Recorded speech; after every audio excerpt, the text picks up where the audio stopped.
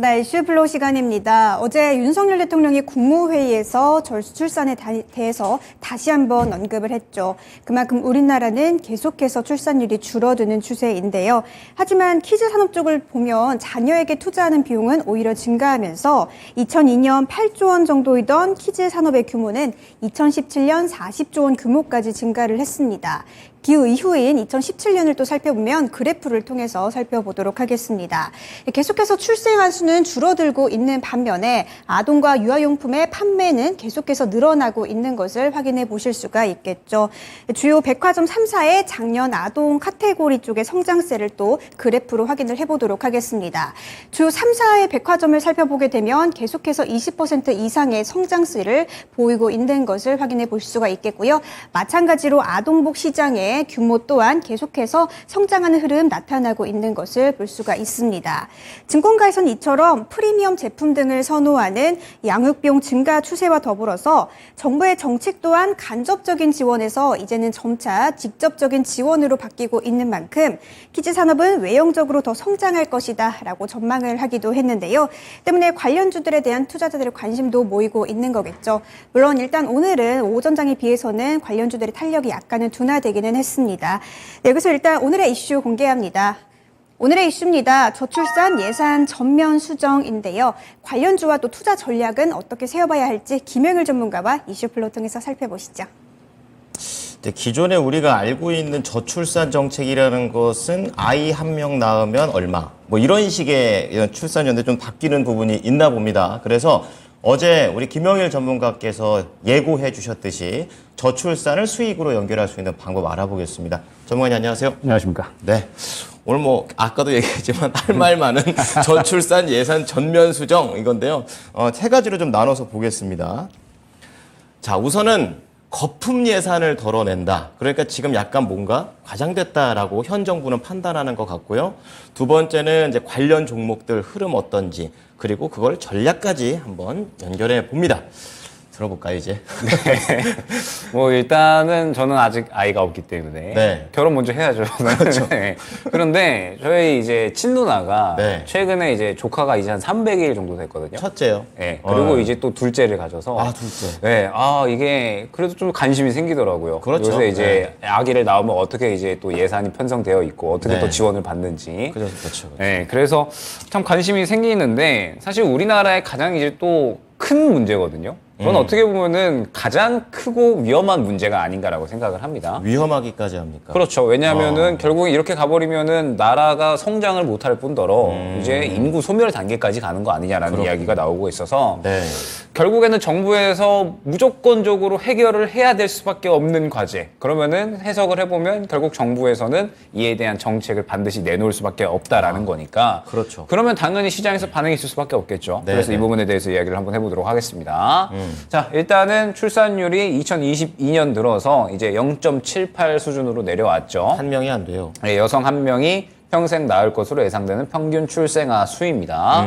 그래서 2015년까지만 하더라도 그래도 이제 한 자릿수 이상은 됐는데 네. 지금 최근에 이제 와서는 완전히 0점대로 이제 들어가 버리게 되면서 지금 이민자에 대한 이야기들도 좀 상당히 많이 나오고 있죠. 그러니까 그런 이민자들 뭐 필리핀이라든지 이런 동남아 쪽에 있는 분들을 그냥 국내로 귀화시키는 뭐 이런 거 말씀하시는 거죠? 그렇죠. 네. 뭐 그러면서 뭐 단순히 그냥 또 생각을 해보면 여러 가지 문제가 있겠죠. 뭐 다문화 가정에 대한 문제라든지 그렇죠. 아니면 뭐 범죄율 증가에 대한 문제라든지 네. 이런 것들에 대한 이제 이 문제가 또 생겨날 수가 있는 부분일 텐데 지금 어찌됐든 도무지 출산율이 잡힐 생각을 하지는 않는 거죠. 네. 왜냐하면 저출산에 대한 예산이 사실 적게 쓰이는 게 아니고 네. 어마어마하게 쓰이고 있거든요. 근데 효과가 안 좋다는 거잖아요. 예, 해마다 이제 우리나라 국가 예산의 10분의 1 정도가 지금 꾸준하게 쓰이고 있는데도 불구하고 그러네요. 그럼에도 지금 출산율이 도저히 회복이 될 이러한 이제 이 기미가 안 보이니까 지금 이 표에 따르면 완전히 거꾸로 가네요. 그렇죠. 네. 돈을 쓰면 쓸수록 오히려 출산율을 하락하는 네, 모습을 빨간 게 확인하고 내려가고 가져가 버려요. 네, 그래서 지금 이 저출산 예산이 완전히 잘못 쓰이고 있다는 거죠. 네. 작년에 51조 7천억 수준으로 편성이 됐는데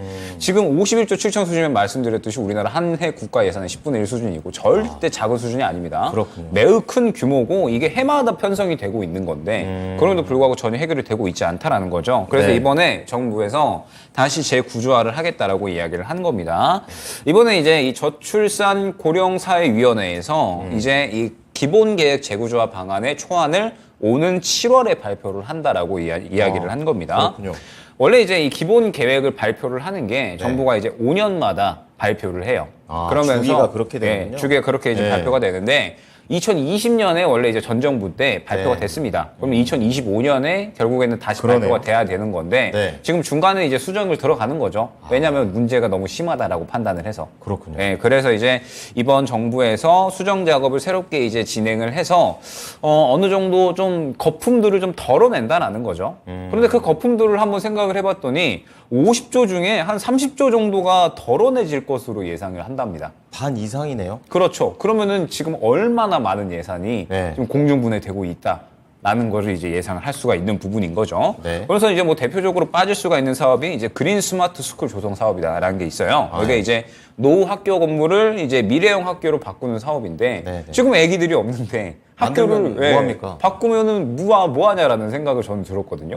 애기들이 없고 지금 다 폐교를 하는 마당에. 그렇죠. 그런데 이제 이 사업에 지금 이 예산이 1조 8천억이 이제 편성이 되어 있어요. 결국 또 작은 금액이 아니죠. 네. 그래서 이 부분이라든지 혹은 이제 저출산 예산에서 굉장히 좀 큰 파일을 차지하고 있었던 뭐 주거 지원이라든지 대출 사업도 검토를 해가지고 제외되거나 혹은 수정될 예정이 있다라고 합니다.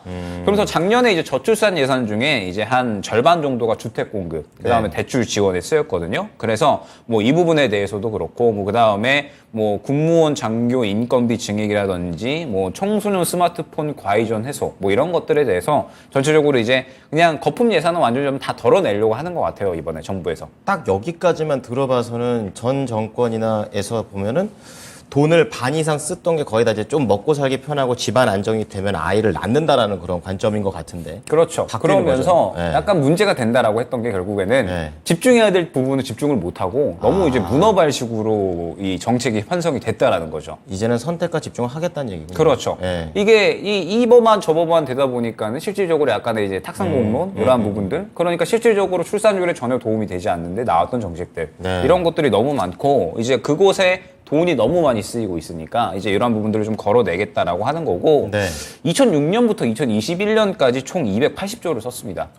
그러면은 2022년에는 50조 수준이었으니까 지금까지 총 330조 정도를 쓴 거거든요. 어마어마하네요. 네, 그런데 지금 출산율이 이렇게 안 잡히고 있다라고 하는 건 완전히 방향성이 잘못됐다라는 거고, 그렇다면 지금 현재 상태에서 이제 완전히 좀 새롭게 이제 편성을 해야 된다라는 거겠죠. 네. 그래서 일단은 완전히 좀 필요한데 지금 현재 이 돈을 쓰겠다라고 이제 이야기를 한 거고, 지금 현재 상태에서 이제 완전히 12월 달에 확정을 해서 발표를 한다라고 합니다. 네. 7월 달에 초안을 발표하고 그 다음에 12월 달에 이제 확정 발표를 할 것이고 일단은 어떤 법안들이 나오는가를 좀 봐야 될 것 같아요. 그렇죠. 네, 7월 달에 초안을 보고 그 다음에 어느 쪽에 좀 돈이 쓰일지 이 부분들을 보면서 이제 정책 방향성을 좀 지켜봐야 될 것 같은데 네네. 제가 이제 뭐 설문을 좀 몇 가지 가져왔거든요. 네네. 뭐냐라고 하면 지금 현재 상태에서 자 요겁니다.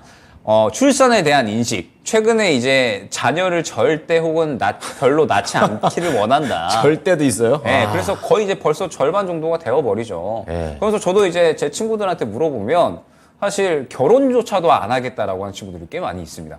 네, 지금 현재 네. 제 친구 중에 결혼한 친구가 딱 한 명밖에 없거든요, 아직까지. 아직까지 그렇게 이제 미혼율이 높고, 그러면서 지금 자녀를 낳는 것도 상당히 부정적인 친구들이 저도 상당히 많습니다. 네. 그러면서 왜 이제 출산을 하지 않느냐. 결국에는 아이 한 명을 18세까지 키우는데 약 4억 가까이 이제 돈이 든다라고 하거든요. 가정당. 그러면 아이를 하면 키우는데 그렇게 돈이 많이 드니까. 네. 그러면 당연히 부담이 너무 크다라는 거죠. 그래서 지금 현재 상태에서 아이를 낳지 않겠다라고 이제 응답하는 사람이 굉장히 이제 많았다라고 생각을 해주시면 될 것 같고. 네. 제가 그냥 단순히 좀 생각을 해봤어요. 작년에 혼인한 이제 혼인 커플이 혼인 쌍이 19만 2천 건이다라고 하더라고요.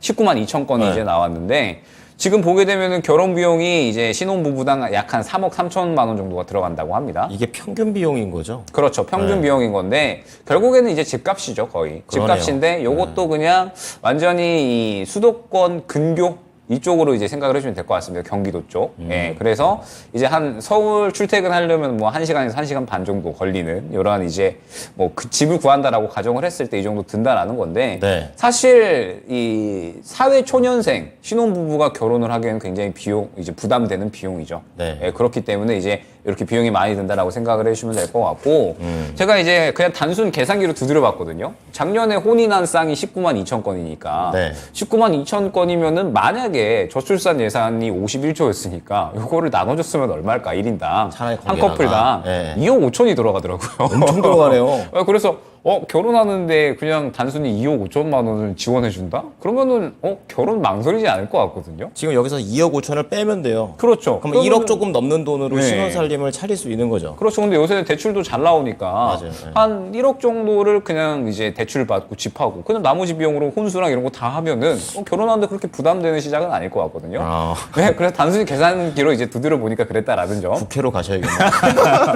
그래서 네. 정말 이제 이 여태까지의 이 비용들이 조금 많이 공중분해됐구나. 그래서 네. 이제 이번 정부에서 완전히 저출산 정책을 좀 갈아치우려고 하는구나 생각을 해주시면 될 것 같습니다. 그렇군요. 사실 저는 이제 직접 키우는 입장에서 저기 데이터들을 쭉 보니까 약간 그러니까 뭐 겪지 않았기 때문에 걱정을 하는 부분도 있구나라는 것을 군데군데 발견할 수 있었습니다. 어쨌든 자 저출산 관련주들 그럼 흐름 넘어가 보도록 하겠습니다.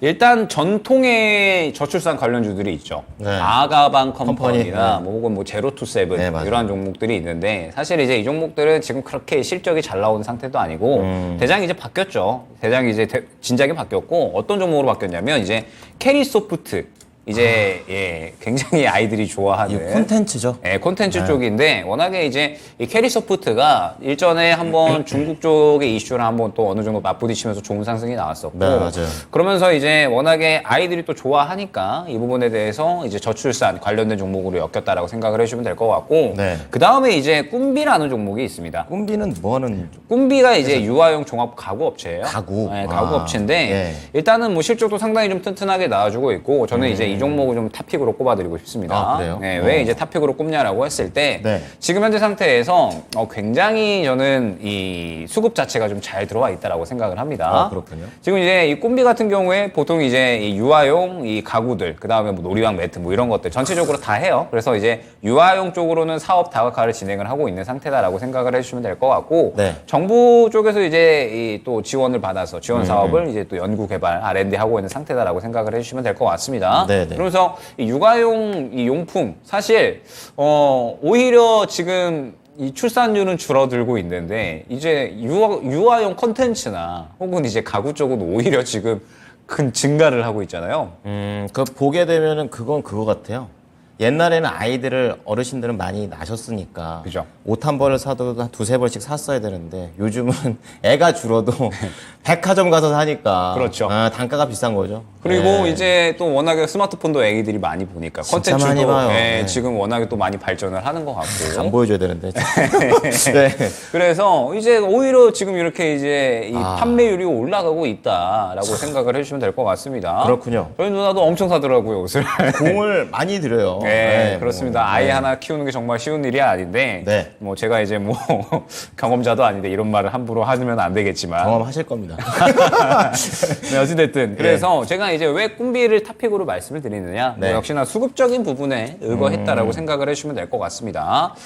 지금 매력적으로 제가 느꼈었던 부분은 딱 두 가지예요. 네. 왜냐하면 일단은 최근에 들어왔었던 수급이 정말 훌륭하게 들어왔다라는 점. 월요일 날. 네, 예. 쭉 쉬어가다가 수급이 굉장히 훌륭하게 들어왔죠. 네. 그러면서 이 수급이 굉장히 훌륭히 들어왔는데, 이 수급이 완전히 좀 살아있는 수급이다라는 점. 그러면은 최근에 이제 제가 디스플레이텍 어제 이야기를 했었죠. 그렇죠. 수익을 봤었는데 네. 디스플레이텍의 그림과 굉장히 유사하게 흘러가고 있다고 생각을 해주시면 될 것 같습니다. 수급 들어갔죠. 네. 그 다음에 눌렸다가 이슈 나오면서 급등.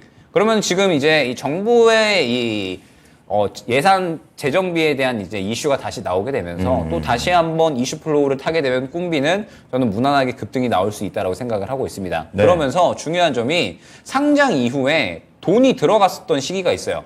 상장 이후에 어떤 요때거든요. 시기입니까? 돈이 들어갔었던 시기가 딱 요때인데 네. 지금 이 요때 시기에 다시 바닥을 잡아주면서 돈이 들어왔다? 이거는 저는 굉장히 의미가 있다라고 생각을 합니다. 굉장히 의미가 있는 흐름이다라고 봐야겠죠. 그렇군요. 상장하고 나서 돈이 가장 들어왔었던 시기에 다시 이 조정을 멈추고 돈이 또 들어온다. 그러면은 이제 바닥 잡고 다시 이제 어느 정도는 상승을 하려는 준비를 끝마쳤다라고 생각을 합니다. 그러니까 그 돈이 들어왔다라는 게 투자자 입장에서 앞으로에 대한 관점도 긍정적으로 보고 있다라고 해석해요. 항상 이제 말씀을 드리는데 돈이 이렇게 큰 폭으로 들어왔다라는 건 네. 절대 개인이 만들어낼 수가 없는 거죠. 그러면 이제 누군가가 만들어냈다라는 건데 그렇죠. 그 누군가가 이걸 왜 샀을까를 생각을 해야 되거든요. 나쁘면 안 사겠죠. 그렇죠. 네. 결국에는 이 어마어마한 거래량이 이제 들어온 거잖아요. 약 550만 주가 들어온 건데 네. 개인이 만들어낼 수가 없죠. 약 한 몇백억 몇천억 되는 돈인데 그렇죠. 그날 하루에. 그러면은 누군가가 이 가격대에 이 물량을 쓸어 담았다라는 거거든요. 네. 제가 봤을 때 이 물량은 순전히 사기만 한 물량이었습니다. 그러면 누군가 이 가격대에 그렇게 사기만 한 이러한 매력이 뭐가 있을까? 네. 분명하게 무언가 있기 때문에 샀을 거잖아요. 그렇죠. 그러면은 이제 생각을 해봤을 때 최근에 정부에서 저출산 예산 전면 수정에 대한 이야기가 나왔고 이 이야기가 아마 6월 달에 조금씩 세워 나올 거다라고 한다면 그 20%에 맞춰가지고 상승이 나올 거고 그 부분의 매력도를 느껴서 지금 이렇게 크게 수급이 들어갔구나. 누군가가 사모았구나. 라고 생각을 해주시면 될 것 같습니다. 이해가 그래서 제가 뭐 이렇게 이제 강조를 드리는 종목들이 얼마 없었잖아요. 맞아요. 에코플라스틱, 네. 뭐 SP 시스템즈, 네네네. 뭐 그다음에 뭐 성우 하이텍, 뭐 이런 종목들이 있었죠. 안 간 종목이 없었습니다. 그렇습니다. 여기까지만 말씀을 드리도록 하겠습니다. 이제 자체적으로 홍보를. 어쨌든 꿈비가 이렇게 탑으로 지금 움직이고 있다라는 점, 앞으로 항상 말씀해주신 차트의 흐름을 좀 미리 좀 보고 있는 거라고 알고 계실 거고, 보셨던 분들은 만들어 가는구나. 동시에 생각하실 것 같아요. 자, 그렇다면 저출산 관련주 이제 흐름 좀 봤고 투자 전략 좀 넘어가 볼게요.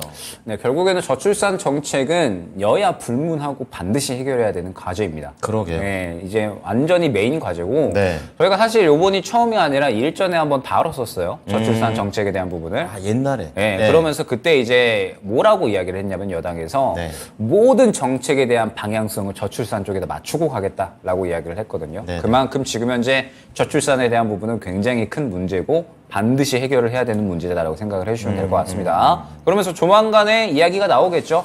이제 완전히 수정을 한다라고 했으니까 네. 이야기가 나온다라고 하면 이제 그 부분에 대해서 시장에 당연히 반응이 있을 거고 그에 따른 이제 수혜주들이 뭐가 있을까를 생각을 해야 될 텐데 네. 저는 지금으로서 봤을 때 수급이 가장 잘 들어온 쪽은 캐리소프트도 괜찮았어요. 예. 그런데 꿈비가 조금 더 확실하게 베스트. 대장으로 조금 수급으로 움직일 수 있겠구나라고 생각을 해서 탑픽은 꿈비를 꼽아드리도록 하겠습니다. 네. 자, 젊은 사람들에게 그런 얘기 한대요. 돈이 있어야 애도 키우고, 이제 그게 제일 부담이다. 이렇게 얘기하는데 이해는 됩니다. 그리고 이제 정부에서도 이러한 부분들을 이제 심각하게 보고 있기 때문에 이런 부분들이 뭐 단기적이보다 계속 이렇게 돌아가면서 나오지 않을까? 그런 생각도 듭니다. 참고해 보시기 바랍니다. 오늘 얘기 잘 들었습니다. 감사합니다. 관련해서 김영일 전문가였습니다.